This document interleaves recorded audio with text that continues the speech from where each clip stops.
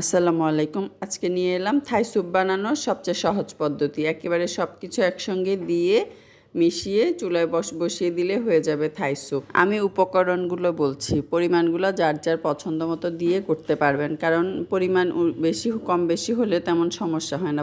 লবণ চিনি যার যার স্বাদ অনুযায়ী ব্যবহার করবেন, সেই সাথে ডিম, চিংড়ি, মুরগির মাংস, মাশরুম, কাশ্মীরি মরিচের গুঁড়ো, চিলি সস, টমেটো সস, আদা এবং থাই পাতা, কর্নফ্লাওয়ার। এই হচ্ছে থাই স্যুপের আসল উপকরণ। অল্প পানিতে কর্নফ্লাওয়ার গুলিয়ে ভিডিওতে যেভাবে দেখা যাচ্ছে সেভাবে সব উপকরণের সঙ্গে মিলিয়ে তারপর পরিমাণ মতো পানি দিয়ে, যে পরিমাণ থিকনেস পছন্দ করেন সেভাবে পরিমাণ মতো পানি দিয়ে খুব ভালোভাবে মিশিয়ে নেড়েচেড়ে চুলায় দিয়ে অনবরত নাড়তে হবে, থামা যাবে না। হালকা জালে একদম সুন্দরভাবে নেড়েচেড়ে থাই স্যুপ রেডি করতে হবে। নাড়া বন্ধ করলে থাই স্যুপ দানা দানা হয়ে যায়। এই তো দেখেন কি সুন্দর থাই স্যুপ রেডি হয়ে গেল। একেবারেই সহজ, তাই না বানানোর পদ্ধতিটা?